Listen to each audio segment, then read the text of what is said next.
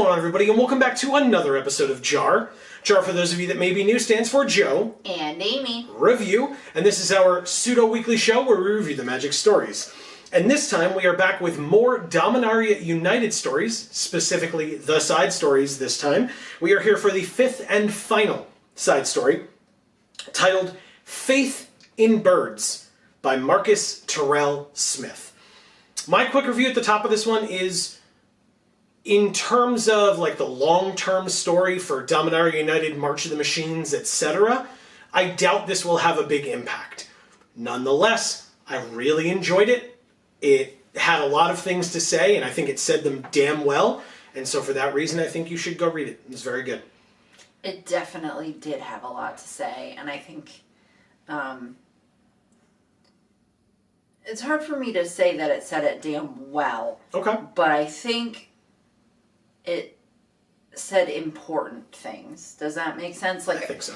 Not important to the story, but just important to people, right? Yeah. Important to mankind. Yeah. So read it. Yeah. We'll definitely get into that in this review, but yes, you should go read it for yourself if you have either not gotten a chance to, or if you did but you want a refresher. The top link in the description down below will take you to this story so you can read it for yourself. We try to remove as many barriers as possible. We don't need people struggling to go find it. Very easy. Top link in the description takes you to that story. And then whether you're going to leave to read the story or not, of course, we would love it. Then, if you would be back here with us to join in on the conversation, and with any thoughts that you might have, whether you're agreeing with something that we said, disagreeing, or maybe something that we didn't talk about that you felt was worthy of being discussed. That is what the comments down below are for. We would love to have you, like I said, join in on that discussion. So, before we get on to the full review itself, hi, welcome to the channel. Thanks so much for being here. If you're enjoying the things that we're doing here on this Geek for All family of channels, I'll talk about those in a second, please don't forget to subscribe and ring that bell so that you will get notifications whenever any of our videos come out here or on our other channels, Video Games for All and Gluten Free for All, also linked down in the description box below. Video Games for All has 3 new videos a week up on that channel, and Gluten Free for All has a new video every month. Yes. We just started a new series over there on, of us playing Banjo-Kazooie for the first time ever. Amy has never seen that game prior to us starting to play it. The first episode came out last week, and the second episode came out yesterday, based on the day when this video is coming out, yesterday. Also this Friday, so by the way, we are live on this channel every Monday and Friday at 8 p.m. Eastern, if you're a fan of Magic the Gathering. Mondays at 8 p.m. we play MTG Arena for Magic Monday. So we would love to have you join us for that, but also this Friday, starting this Friday, I should say, at 8 p.m. Eastern, we will be playing through a new game because we did finish our last one, and we are going to be starting Spooky Month about a half a month earlier than usual. So in advance of Halloween in October, we are going to be starting genuinely, possibly my favorite video game of all time, in Eternal Darkness Sanity's Requiem.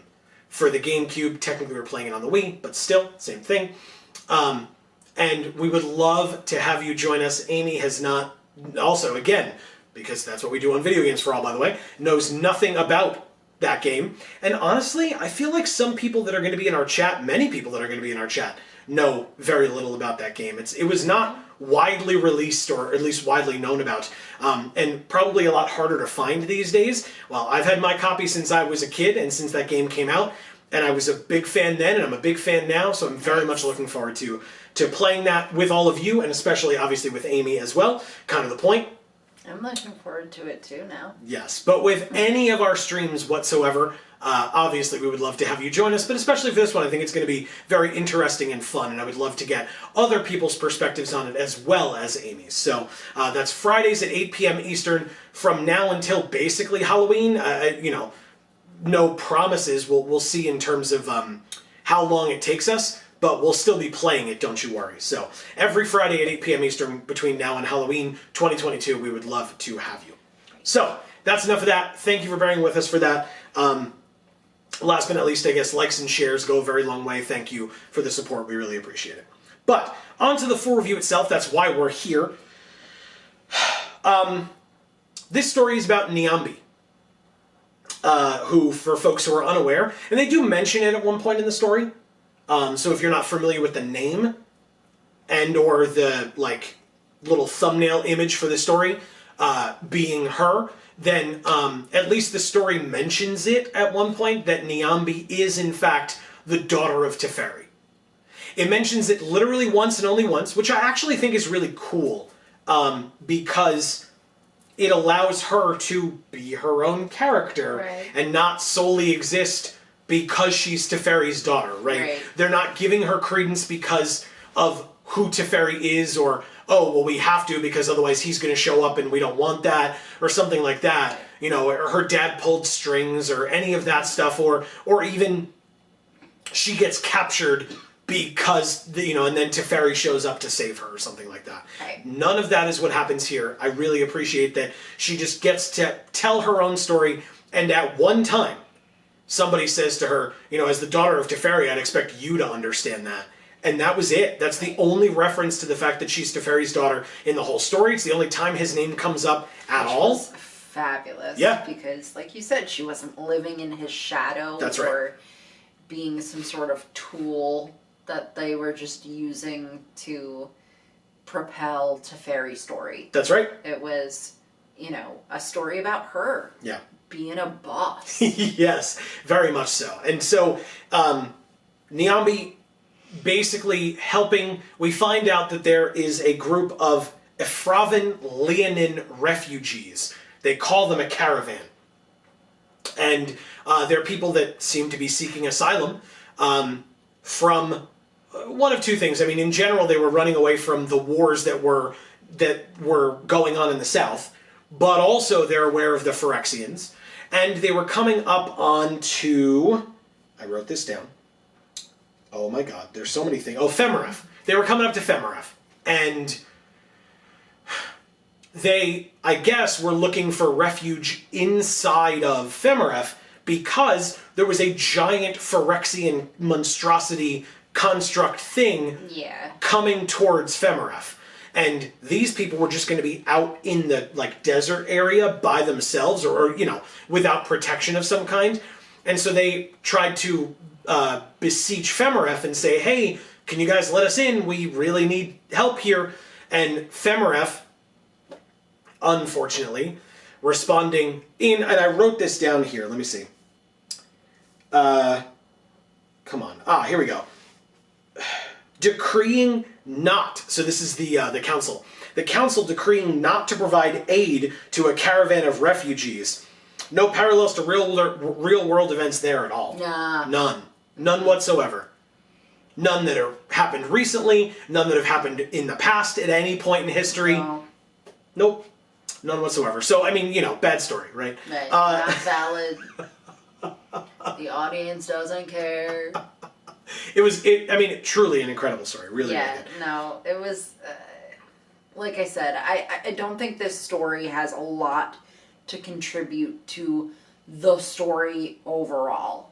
It had a lot to contribute to your soul as you were reading it. Yeah. And honestly, this story was very different from almost every other story in this set, side or main. There was no body horror in this story at all, which there has absolutely been in basically every other one in some capacity or another.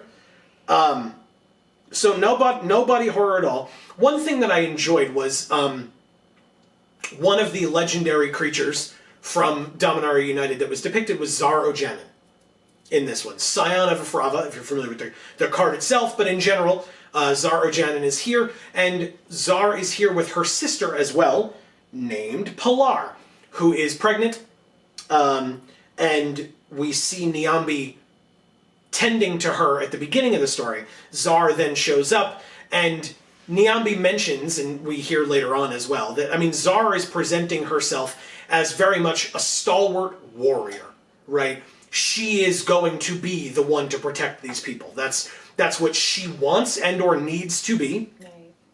And that's how she carries herself. But you hear a bit in the beginning of the story about the fact that once JaAR kind of enters the tent or enclosure area where Niambi and Pilar are together, Niambi notices that JaAR kind of is able to let that veneer down ever so slightly and see that JaAR is like exhausted. And even this fierce warrior, right, who is here protecting her people, there's that awesome moment in the beginning where Pilar kind of calls up to JaAR, or, you know, reaches out for JaAR or whatever, and JaAR kind of falls, but like, you know, gets down onto the ground or near where Pilar is and kind of collapses into her. They place their foreheads against one another and purr into each other, is the way that the story put it. And you said it out loud, but I felt the same thing. Your reaction's just like, oh, that's so cool. Like, Yeah, really super cute. Exactly. Her sister's pregnant with their nephew, right? It was a nephew at the end versus niece. I don't recall. Maybe I'm I wrong. thought it was a niece. Maybe it's a niece. I apologize. I don't recall. But regardless, that their niece or nephew is there and her sister is there. So takes that moment to be affectionate with her sister, who, whether pregnant or not, right? I mean, you know, people can just be affectionate with their sisters, but yeah, just taking that moment to like be with one another and like, you know, relax like that. So I appreciated that. You know, we talked in the side story about Jared and Ulf, the education of Ulf. We talked in that story about how I was disappointed by the lack of any character information whatsoever about the guy who eventually turns into the Phyrexian, right? And I was upset by that because it was like, you gave us nothing. You didn't tell us what he looked like. You didn't tell us anything about him at all, because he was only existed in the story to then later turn into a Phyrexian. So I guess his existence was irrelevant. We didn't even know what race he was, I don't think. Like, it was something like that, where it was just very frustrating. This story did an amazing job. I mean, I wrote names down. Niambi, Pilar, Denik, Kekia, Zar Ojanin, Sidar Tishunda, the entire Council of Voices. So you had Awate, you had Bega, you had Jabras. Like, all of these characters were mentioned in this story, and I felt like walking out of it, I know each of these individual characters to some capacity. And it didn't get super muddied up. No. And you're going back and forth like, oh, who was that again? Yeah. Who was that again? And Wait a minute, wasn't that person doing that already? Yeah. Oh, that was somebody else. And we've definitely had those issues in the past with stories. Yeah. But this was not one of them, despite having so many characters. Yeah. Yeah, and I mean, you know, I typically try to, like, especially for this, so that I can remember who I'm talking about at any given moment, I try to, like, write down, like, the proper nouns, right? The names and places, or names of people and names of places at the top here, and of my page, of my notes, and where I would usually have, like, ample space, I was look at all this, like, clumped up space there. Yeah. There were a lot of characters, and yet again, I feel like Bega and Jabras kind of were muddled together a bit, only because they were just two other council members that were kind of shitty, along with Awate, who was kind of the principal shitty person on the council. But still, like, that's fine, I think, for those two to be, like, somewhat interchangeable. Like, it didn't matter which one of them said which thing. But otherwise, everybody else had their own voice, their own character, their own etc. Like, it was really cool to see that. I really appreciated it. And so, speaking of the council, they are the ones who decree that they're not going to provide aid to these people. And in fact, Councilman Awate stands up during this meeting and says, well, you know, they're full of sleeper agents. And it's like, how do you know that they're full of sleep? Well, you know, they're traveling in the desert, and so some of them are liable to wander off. There aren't a lot of them, so they're liable to wander off. And when they wander off, they're liable to get picked off one by the Phyrexians. So I mean, there's hundreds of them. There could be hundreds of sleeper agents in there as well. Okay, sure. And like, one of the others pipes up again. It could be Jabras, it could be Bega, I don't recall. But another one pipes up and says, through several trusted sources. They know. Trusted Yep, sources. that's it. Trusted sources. Several of them. Yep. So, we just have to shut the hell up because they're trusted sources. Obvious. What can we say about it? That's it. They're trusted. Can't argue with that. Nope. Perfectly flawless logic. Yep. Like, and again, like, so, in fact, Niambi calls it out, too, which I appreciated. She says that it's, I mean, she doesn't use the word racism because she doesn't, right. But she calls it, oh God, I wrote this down, sorry. Here it is. Niambi calling Awate's info, like Awate is the one who's like, I'm the grand historian of Femeref. So, like, I remember all these things from back then, and you gotta understand that's just how these people are, right? Right. And so Niambi calling out his info for being prejudiced and based on rumor and hearsay. Right. That's literally all it is. And yet, it literally gets to the point where Niambi is yelled out of the room or yelled over by all the council members to the magistrate, Sidar Tashunda, that that she then gets escorted out by the guards. That Tashunda calls for the guards and takes her out. Because all the council members are like, she can't be here, get her out of here, this is ridiculous. And it's not ridiculous. You people are, and Niambi mentions, and this story is big on it, fear causes people to act irrationally. And Niambi has the ability, right, her magic, to sort of warm people, quell their fears, even if temporarily, right. But long enough for at least Tashunda, the magistrate, in this case, to hear her out, to like experience the truth, right? Which is they're people, like any other people. They're people, and you may be afraid of the Phyrexians, just a broad like. I mean, it truly is like in this story. It hasn't really been, I don't think, in other stories. But in this story, it really was like terrorists, right? Truly. It was like, at least for us here in the United States, right? Here living in 2022, I can say that what this, to a degree, reminded me of, there are two big things. But in this case, what it reminded me of was people who were racist, prejudiced, etc., towards Middle Easterners. Right. Because, well, there were terrorists from that area. Yeah, sure. How many terrorists have been from that area? And yet how many, like, millions of people are from there? Well, like, it means all of them are. Yeah, to some people it actually does. It actually does. It makes like less than 0 sense. Yep. And now, obviously, because this is this is something I wrote down as well. Because this is a caravan of refugees, right? The other thing that it brings up, at least for us here in the States, as something that I think of, is people from Mexico and then South American countries as well, attempting to come in a caravan here to the United States to seek asylum from wars, from persecution, from, religious or otherwise, etc. And not unlike this council, our country has treated them that way in the past. Yeah. And it is based on about as much fact as Awate presents here. It's funny, but it's not. No, yeah. You laugh, otherwise you cry, kind of a thing.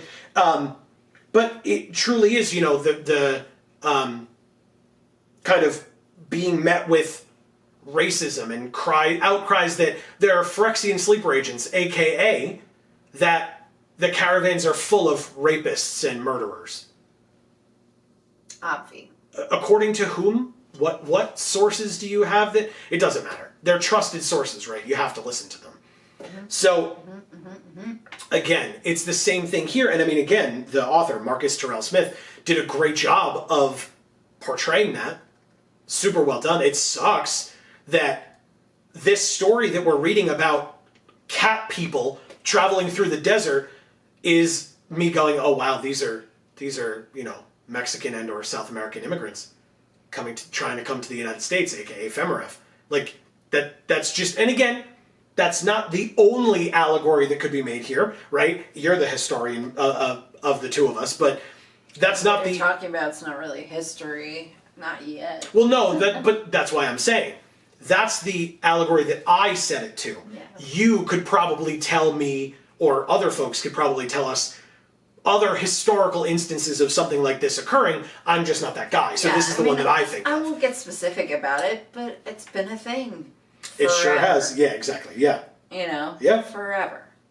And, this story ends in a way that others in the real world don't, where the magistrate, the actual, person that is making the decisions, actually gets to go and talk to these people, right. Or at minimum see them.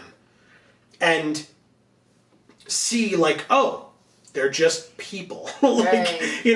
They're not this amorphous thing of but they're refugees and they're criminals and they're this and they're that. No, you get to walk up and you see. I wrote this quote down because it was very important to me.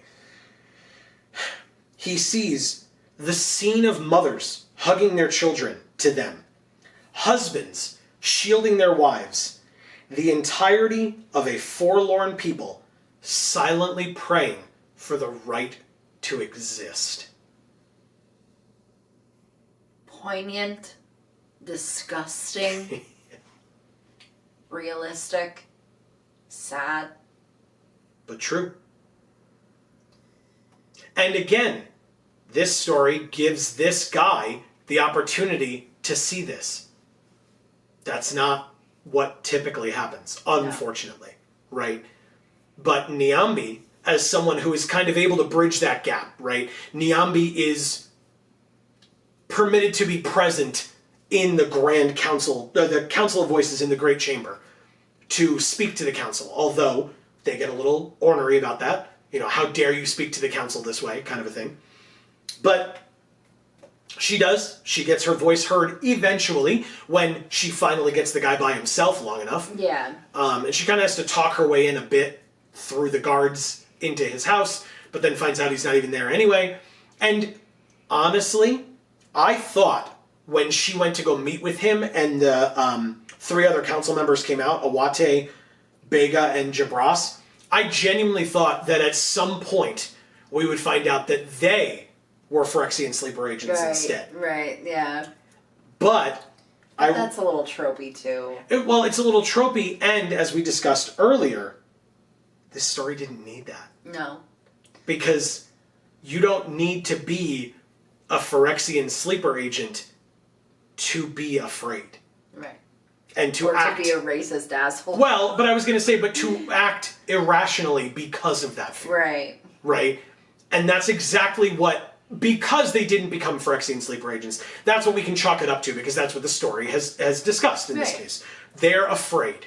They're afraid for their people. And, especially when it got to the point at the end where the 3 of them, like I said, Awate, Bega, and Jabras, were yelling out in unison their concerns and their fears. I was like, oh, they're gonna be Phyrexians, right? They're just gonna transform into Phyrexians in this cave, and JaAR is gonna have to help kill them, basically, right? That. I genuinely expected that to be what happened, especially when they started speaking in unison. But no, it was just collective fear, right? And lack of understanding.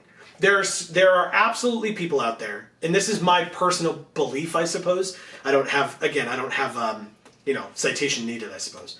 But there are absolutely people out there who just are so afraid that they will whip them, that they can make up their own narrative that makes no sense. I mean, no sense to anybody. And yet, because there is no other logical explanation that their brain can get to, they just believe it because there's nothing else. And then if they present that information to someone else who doesn't have a logical explanation, and it snowballs and snowballs, and you get widely believed conspiracy theories. Yeah. Hateful or otherwise. This story was awesome for showing, using fantasy to depict the real world. I think it did a really good job, personally. I don't know that I have much else. It was just that good. Just read it, Yeah, man. yeah. You gotta. Yeah. Oh, no, I'm sorry. I did have one other thing. Huh. We talked about, or the story talked about Asmira, the Holy Avenger. At one point when Niambi is meeting with the Council of Voices, she looks up when it seems like they're not listening to her. She looks up and she sees this bust of Asmira, the Holy Avenger. And remembers what Asmira stands for. And it reminds me of, right, I guess we can, if you've watched our stuff over on Video Games for All, I've already revealed, for people that didn't know, but I've already discussed the fact that I'm a licensed attorney. And so the courts are definitely something that has been discussed a lot in this country, here in the US, of what the courts are supposed to stand for, and depending on who you are, what the courts actually can do for you. And I'm not being specific here for a reason, because it's not my story to tell, basically, or my opinion to give. But I will say that I liked that moment a lot. I thought about it, that she is looking at this bust of Asmira, and that Asmira and the kind of the ideals that Asmira represents are what the council is supposed to be striving for. Right. And yet, they're not. They've lost sight of it because of the fear or the complacency or whatever, right. Insert whatever excuse here. But that's what Niambi remembers what a council is supposed to do. And these council people have forgotten it. Again, whether it's out of convenience, whether it's out of fear, arrogance, whatever the case may be, because there were a lot of those words kind of thrown around of whatever, among these council people. So I appreciated that visual and that reminder of this is what you're supposed to be, people. Don't know when you lost that, right. But there you go. Why? Yeah. So that was that. I wanted to make sure that I talked about that because that was important to me as well. Yeah. Something else that I took away from the story. But yeah, otherwise that's it. Like Amy said, you got to read it. It was very good. Again, there's a possibility that having the Femeref people or the people of Femeref or the Jamuran people stepping in to help with the fight at some point, because Dominaria United maybe makes sense. Again, that's a lot of heavy lifting for the final story, which is the next story that we will be reviewing. So hopefully stay tuned on Monday. You will have that one here for you. But yeah, we'll be back. Like I said, we'll be back for the final main story soon.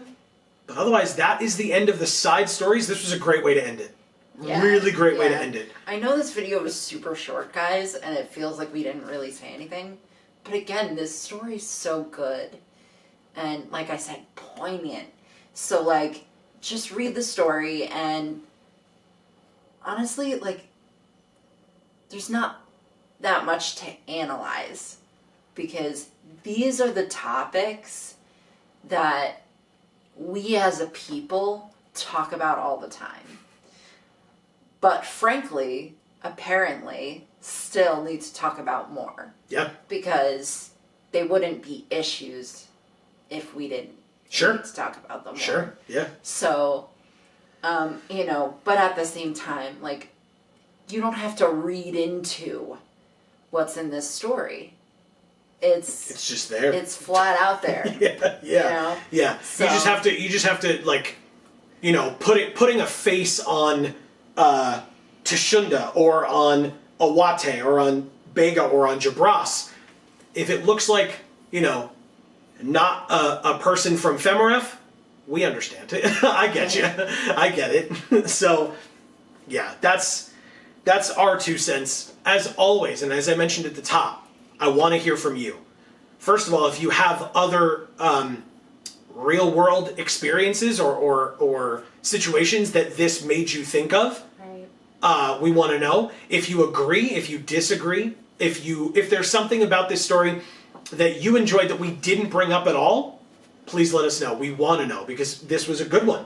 What could we have missed? Tell us. Leave it in the comments down below. We would love, love, love to hear from you. Being able to look at a story that talks about something awful, right? And still be able to come out of it and go like, oh my god, this story was amazing, right? Like, it seems counterintuitive, but to be able to then discuss why it was so good, and kind of put that forth and then want to hear feedback on that statement as well, or those statements as well, I think is a great way for all of you to join us as we show off our... Hashtag Vorthos Pride. That's right. Like I said, we'll be back hopefully on Monday, no promises, but we will try our best for the 5th and final, or 10th and final, I guess, story, but the 5th and final main story for Dominaria United. There are some other videos I want to do, but again, can't make any promises on that. But stay tuned to the channel. As I mentioned earlier, if you sub and ring that bell, you'll get those notifications as soon as those videos come out. We do have opening videos eventually to put up on this channel as well, so stay tuned for that. But for now, from us here at the Geek for All family of channels, I've been Joe. And I'm Amy. And as we always say, in whichever video of ours you watch next, we will see you all next time. Thanks, everybody.